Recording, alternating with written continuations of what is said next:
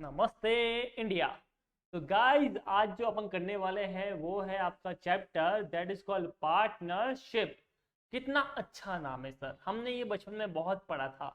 जो लोग CA foundation है ना उन्होंने भी पढ़ा है बराबर। तो पर वहां पे आपने क्या पढ़ा है? वहां पे आपने एडमिशन पढ़ा है, रिटायरमेंट पढ़ा है, वो सब चीजें पढ़ी है बराबर, रेशियो निकालना वगैरह वगैरह। बट यहाँ पे तुम क्या पढ़ोगे? यहाँ पे तुम पढ़ोगे डिसॉल्यूशन ऑफ पार्टनरशिप फॉर्म, यानी पार्टनरशिप फॉर्म तुम्हारी बंद हो रही है। पीस मिल डिस्ट्रीब्यूशन कैसे आप उसको बांटोगे। उसके बाद अमालगमेशन, दो पार्टनरशिप फर्म मर्ज होकर एक बन गई। या कन्वर्जन, कैसे पार्टनरशिप फर्म कन्वर्ट होगी किसमें बताओ, कंपनी में। ठीक है, ये सब आप पढ़ने वाले हो गाइस। तो ये जो लेवल है अब एकदम हाई हो चुका है। जो आपका लेवल है वो कैसा हो चुका है? एकदम हाई। ठीक है, बट डोंट वरी, जब तक मैं हूं आपको टेंशन लेने की कोई जरूरत यहाँ पे नहीं है, क्योंकि मैं इस चैप्टर को कर लूंगा आपके लिए एकदम ईजी। तो चैप्टर को अपन बहुत अच्छे से करेंगे बिकॉज एग्जाम में 16 मार्क का क्वेश्चन आता है बेटा। 16 मार्क, कभी कभी 20 मार्क का सिंगल दे देते हैं। इसका भरोसा नहीं है, काफी इंपॉर्टेंट है। तो अपन इसको बहुत बहुत अच्छे से करेंगे। ठीक है गाइस, चलिए। अब देखिए, मैं आपको ये नहीं बताऊंगा कि रेशियो कैसे निकालते हैं पार्टनरशिप में, ये गुडविल का कैलकुलेशन वगैरह वो सब अपना पार्ट है ही नहीं यहाँ पे। ठीक है, मैं ये मान लूंगा आपको वो आता होगा।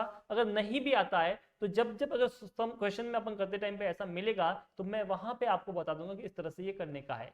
बाकी नॉर्मल बचपन में पढ़ा था कि 3 पार्टनर होता है। ठीक है, कोई नया पार्टनर और आ गया तो वो जितना रेशियो लेके आ रहा है वो रेशियो माइनस करने के बाद बाकी चीजों को दूसरे लोगों में बांट दो, इजी।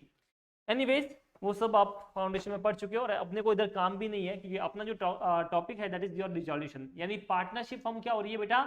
बंद हो रही है।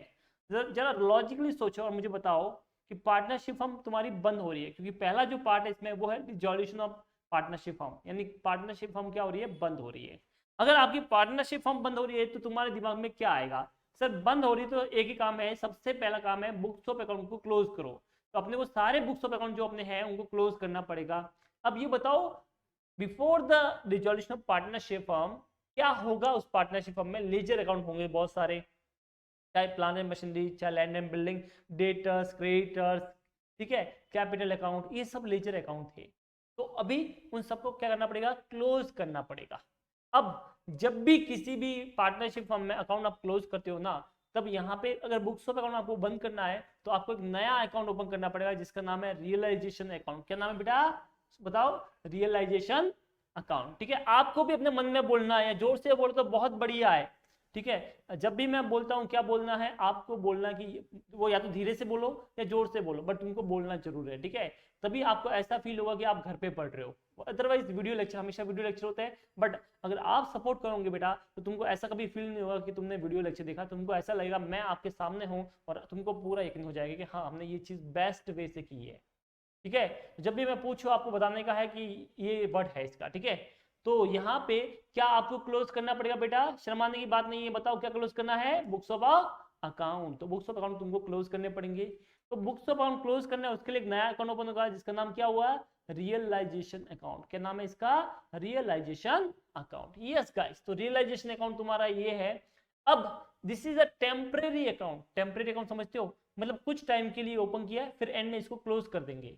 तो ये एक टेम्परेरी अकाउंट है जिसका नाम है रियलाइजेशन अकाउंट। अब क्या करेंगे, जो भी तुम्हारे लेजर अकाउंट है उन सबको ट्रांसफर करेंगे इन दिस रियलाइजेशन अकाउंट, क्योंकि अब सारा ट्रांजेक्शन इसी रियलाइजेशन अकाउंट के थ्रू होगा। ठीक है, तो हम पर्टिकुलर किसी एक एक अकाउंट को क्लोज नहीं करेंगे, बिकॉज वी डोंट नो कि उसका पैसा कब मिलेगा क्या होगा। तो हम क्या करेंगे, उन सब अकाउंट को किससे क्लोज करेंगे? रियलाइजेशन से क्लोज करेंगे। तो यहाँ पे जैसे मैं बना रहा हूं तुम्हारे लिए रियलाइजेशन अकाउंट, ये आपका रियलाइजेशन अकाउंट है, दिख रहा होगा आपको।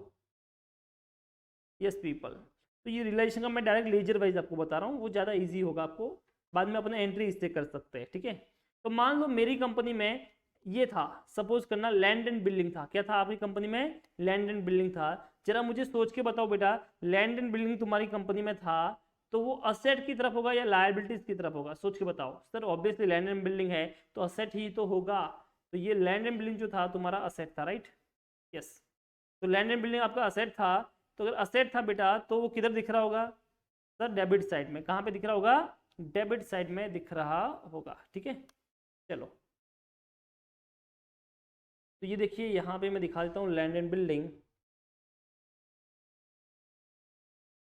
मैं उसका लेजर बना रहा हूँ, ठीक है। ये आपके बुक्स में ऑलरेडी ओपन होगा लैंड एंड बिल्डिंग। इस तरह से इसका बैलेंस होगा, टू बैलेंस ब्रॉट डाउन, मानते हैं पहले से है। तो सपोज तो 1 लाख का जो है ये लैंड एंड बिल्डिंग दिख रहा है, that is called book value. ये कौन सा वैल्यू का? Book value. अब मुझे सोच के बताओ, तुमको इसको क्लोज करने का है, ठीक है। जब क्लोज करोगे, अगर अच्छा बेचा नहीं है, बेचता बाद में है, पहले इसको क्लोज करो, क्योंकि अब पता चल गया, सब लोग अग्री हो चुके हैं कि कंपनी को बंद करना है। सो आपको ये क्लोज करना पड़ेगा। बेटा इसको क्लोज करना है, जरा सोच के बताओ। इसको क्लोज करने के लिए, टू को क्लोज करने के लिए बाय करूंगा, तो ये बाय लिख दिया। बट कौन सा अकाउंट? मैंने बोला अभी सब चीजों को क्लोज करने के लिए एक टेम्परेरी अकाउंट ओपन करना है, जिसका नाम है रियलाइजेशन अकाउंट। तो ये आ गया आपका रियलाइजेशन अकाउंट, कितना? 1 लाख रुपए। और इस तरह से ही क्लोज हो जाएगा। बोलिए क्या ये आपको समझ में आया? Yes people. इस तरह से आपका क्या होगा, 1 लाख रुपए का ये जो लैंड एंड बिल्डिंग था वो क्लोज हो गया, बराबर है। अब इसका क्या बैलेंस निकलेगा लैंड एंड बिल्डिंग का? नहीं सर, इसका बैलेंस नहीं होगा। डेबिट था उतना क्रेडिट हो गया, जीरो बैलेंस हो गया, राइट। अब अगर तुमने ये पोस्टिंग की है तो तुमने क्या एंट्री पास की है? तुमने एंट्री पास की है realisation account debit to land and building. देख लो लेजर पोस्टिंग से एंट्री पता होगी। बाय तो मतलब क्या हो गया, ये रियलाइजेशन अकाउंट क्या हो गया, डेबिट हो गया। टू क्या आ गया, लैंड एंड बिल्डिंग आ गया। तो ये बताओ बेटा, रियलाइजेशन में यहाँ पे क्या लिखूंगा? To land and building. क्या लिखूंगा? टू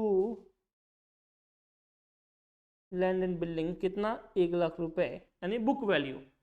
अब इसको देख के मुझे बताओ, क्या मैंने जो आपको बताया है, क्या ये चीज आपको समझ में आई है?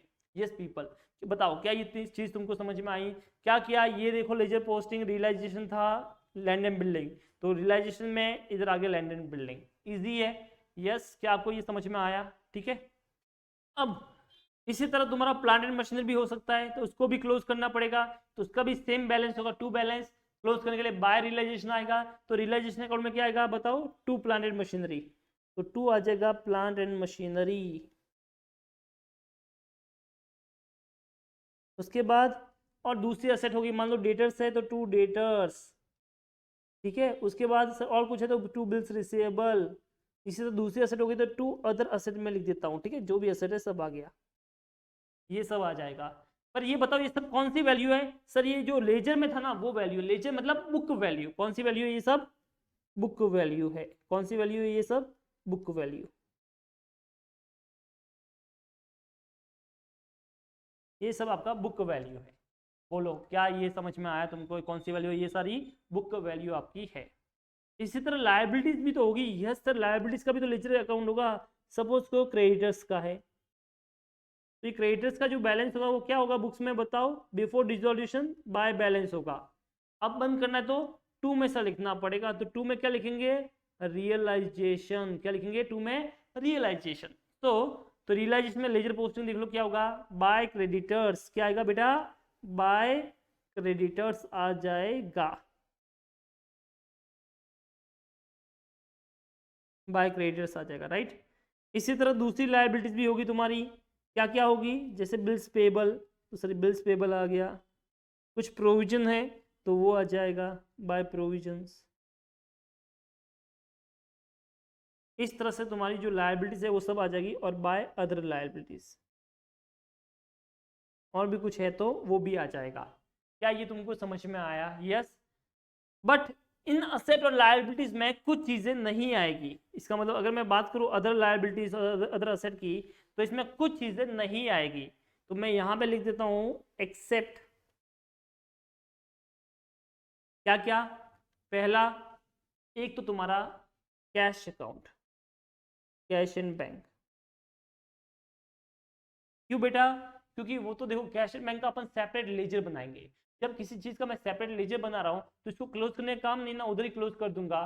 तो क्योंकि कैश इन बैंक से तुम्हारा पेमेंट होगा और पैसा आएगा, दोनों ही चीज होने वाली है। तो दोनों को मैं उसी कैश इन बैंक में बना लूंगा, तो मुझे यहाँ पे इसको क्लोज करने का काम नहीं है।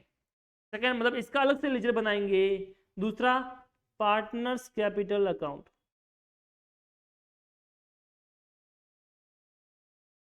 ओके, क्योंकि पार्टनर्स कैपिटल अकाउंट भी सेपरेट बनाएंगे, तो जब सेपरेट बना रहे हैं तो इधर क्लोज क्यों करो, उधर ही क्लोज कर देंगे।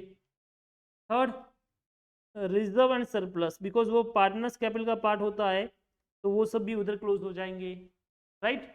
इस तरह से मैं cash and bank, partners capital account and reserve and surplus, इनके जो है ना, ये मैं इधर नहीं लिखूंगा बैलेंस, क्योंकि उनका मैं सेपरेट अकाउंट बनाने वाला हूं। तो जब किसी चीज का मैं सेपरेट अकाउंट बनाऊंगा तो मुझे यहाँ पे उसका पर्टिकुलर रियलाइजेशन में ट्रांसफर करने का काम नहीं है।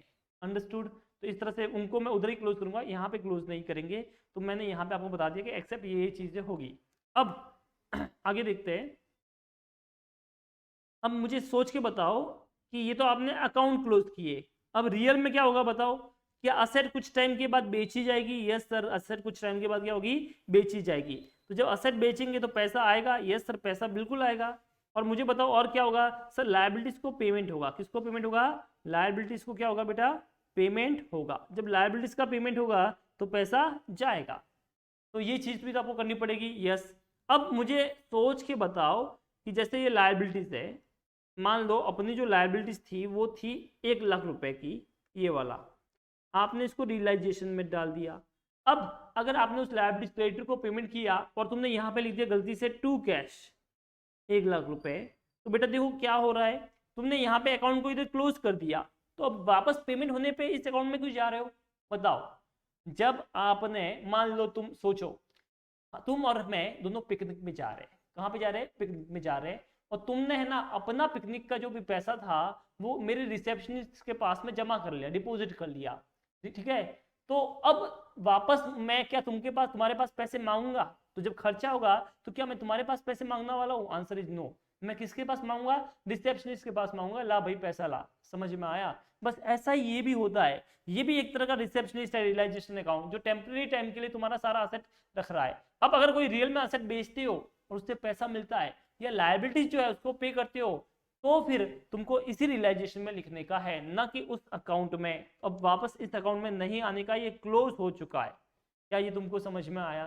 तो जो अकाउंट आपने इधर क्लोज किए, अब अगर उनको बेचने से पैसा मिलता है या उनको पेमेंट करते हो तो अब वापस उन अकाउंट्स में नहीं जाओगे, बिकॉज वो क्लोज हो चुके हैं। तो तुमको क्या करने का है? इसी अकाउंट में लिखने का है, क्योंकि आपने क्रेडिटर को कहां पे डाला? रियलाइजेशन में डाला। तो उसको जो पेमेंट करोगे वो भी कहां से होगा? रियलाइजेशन से होगा। तो अब नाम लिखना है रियलाइजेशन अकाउंट डेबिट। तुम्हारे पास से पैसा गया तो तुम लिखोगे टू कैश अकाउंट। क्या लिखोगे? To cash account. चाहे क्रेडिटर का पेमेंट करो, चाहे बिल्स पेबल का पेमेंट करो, चाहे प्रोविजन का पेमेंट करो, कुछ भी लायबिलिटी का पेमेंट करोगे तो यहाँ पे आएगा। तो मैं यहाँ पे लिखता हूँ लायबिलिटीज सेटल्ड।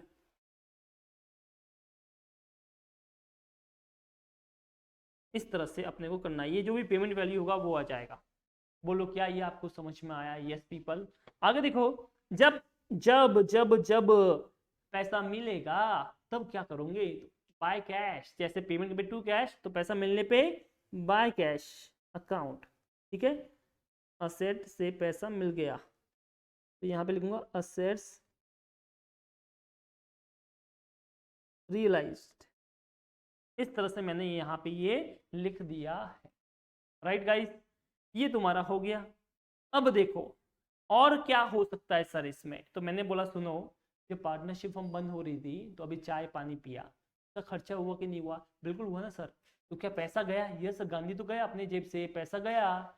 पर क्या अब मैं नया अकाउंट ओपन करूं, टी एंड रिफ्रेशमेंट अकाउंट या सन्ड्री एक्सपेंस अकाउंट? तुम सोच के बताओ, जो तुम्हारे अकाउंट थे वो भी तो तुमने क्लोज किए।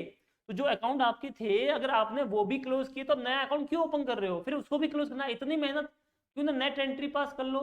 जो अकाउंट ओपन थे उनको भी तुमने क्लोज किया रियलाइजेशन से, जब पेमेंट हुआ तो टू कैश लिखा, तो सेम एंट्री वापस कर लो ना।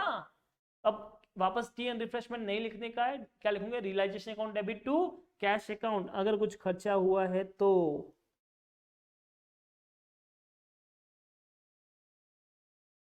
बोलो क्या ये आपको समझ में आया?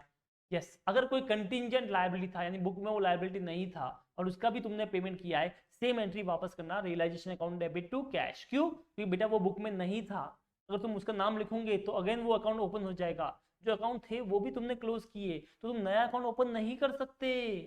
क्या ये आपको समझ में आया? यस। तो आपको क्या करने का? Realisation account debit to cash करना है।